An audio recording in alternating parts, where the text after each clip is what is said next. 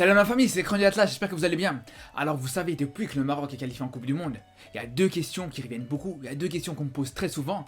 La première c'est jusqu'où je vois le Maroc aller en Coupe du Monde, et la deuxième c'est quelle équipe je vois pour cette équipe du Maroc pour ce mondial. Alors sincèrement, aujourd'hui, actuellement, c'est impossible de répondre à ces deux questions. Tu peux pas, c'est impossible. Déjà parce qu'on n'est même pas encore fixé sur le sélectionneur qui ira à cette Coupe du Monde avec le Maroc. Et donc par définition, on ne sait pas quels joueurs seront présents.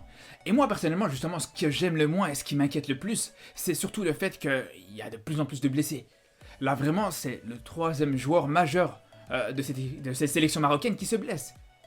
Ça a commencé avec Bouffal il y a quelques mois, qui s'est blessé au genou, qui s'est fait opérer. On connaît pas trop la nature de la blessure exacte. J'ai regardé un petit peu sur le site du SCO d'Angers, etc., dans les communiqués, tout ce qui était dit à propos de la blessure de Bouffal. À aucun moment, il y a vraiment la nature exacte de la blessure qui est dite. À aucun moment, ça parle des ligaments croisés, à aucun moment, ça parle de ci ou de ça. Donc, on sait pas trop par rapport à Bouffal ce qu'il en est, même si ce qui est rassurant et ce qui nous fait vraiment plaisir, c'est qu'on le voit réintégrer petit à petit l'entraînement, il commence à s'entraîner avec le groupe petit à petit aussi. Donc ça, c'est positif par contre. Ça c'est positif, ça pourrait sous-entendre éventuellement que c'est pas une blessure aussi grave que ce qu'on pouvait penser de manière initiale. Mais c'est sûr que quand tu vois ça, quand tu vois qu'un des joueurs les plus importants de ton équipe, un des joueurs qui a été le plus performant dans cette Coupe d'Afrique avec Hakimi, il s'est blessé et il s'est fait opérer du genou, c'est sûr que c'est pas rassurant, c'est sûr que tu t'inquiètes. Donc on espère que ça ira mieux par rapport à lui, mais c'est pas le seul, c'est ça le problème, c'est que c'est pas le seul. Après ça, t'as quoi? T'as Aguerd qui se blesse aussi. Aguerd qui se blesse au niveau de la cheville. Donc là aussi, quand tu vois que c'est le joueur défensif le plus fiable de cette équipe qui se blesse, mais c'est sûr que tu seras pas rassuré. Même si ça reste qu'une entorse de cheville, entre guillemets, qu'une entorse de cheville. C'est une entorse de cheville qui est assez grave. Et généralement, pour une entorse de cheville, l'avantage, entre guillemets, c'est que s'il n'y a pas de rechute, tu peux revenir rapidement.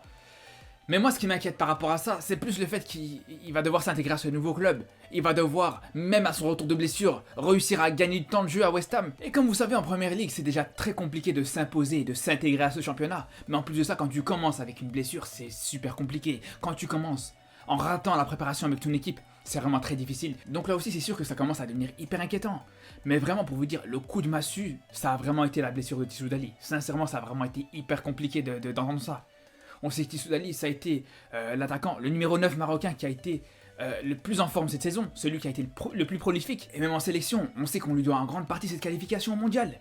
Sincèrement, quand on voit son match, que ce soit au match aller ou au match retour contre la RDC, il a été héroïque le mec. Donc honnêtement, quand on voit tout ça, j'ai juste envie de dire une seule chose, c'est que ça rappelle l'essentiel les gars. Franchement, ça rappelle l'essentiel. À un moment donné, ça rappelle qu'on est qualifié en Coupe du Monde et qu'il y a une Coupe du Monde à préparer.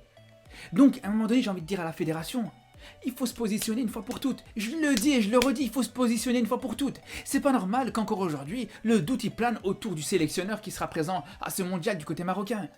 C'est pas normal qu'encore aujourd'hui, on entend des rumeurs tous les jours, toutes les semaines, sur une arrivée probable de Regragui, un départ probable de Vaïd, qu'on sache toujours pas quoi.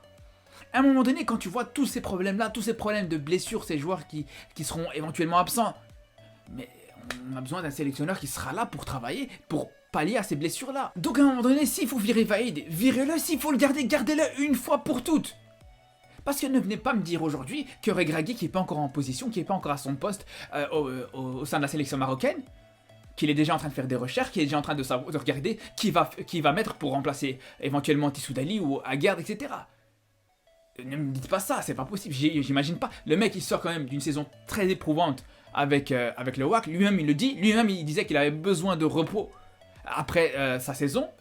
Donc je le vois pas commencer déjà à travailler pour une éventuelle Coupe du Monde, qui sait pas s'il va jouer ou pas, qui sait pas s'il va signer un contrat ou pas avec cette sélection. Bien sûr que là Regragui est en train de se reposer et c'est normal.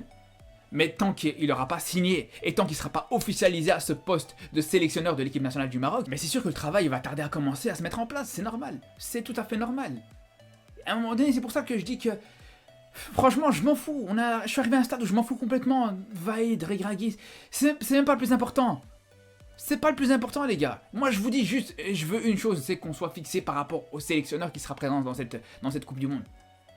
Qu'on puisse se projeter enfin, qu'on puisse voir qu'il y ait du travail qui est effectué, pour qu'au moins aussi ça puisse un petit peu apaiser l'environnement, pour que ça puisse un petit peu calmer les choses. À un moment donné, si on fixe les choses une fois pour toutes, encore une fois, et qu'on vient de dire, ouais, le sélectionneur qui ira en Coupe du Monde, ça sera lui, ou ça sera lui, c'est bon, tout le monde sera fixé, tout le monde fermera sa bouche, il n'y aura plus de Vaïd out, de Vaïd in, de Vaïd... Rien du tout, ça va juste être, voilà, maintenant, ce sélectionneur-là, il sera là, c'est lui qui ira à la Coupe du Monde, et tout le monde va se taire, et là, à ce moment-là, Tout le monde pourra se projeter sur cette Coupe du Monde, les joueurs, les supporters, les médias, il n'y aura plus de problème.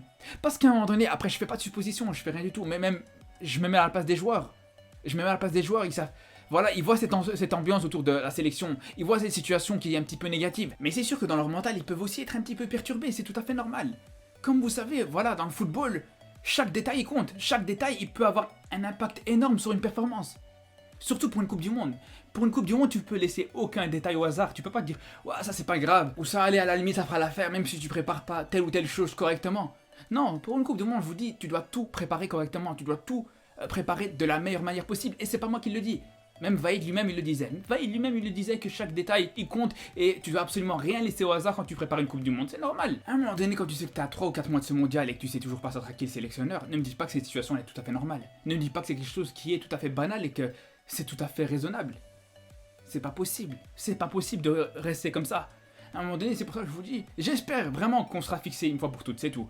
Et voilà, le plus important aussi, ce qu'il fallait aussi dire dans cette vidéo, c'est qu'on espère, bien sûr, qu'il n'y aura plus de blessures.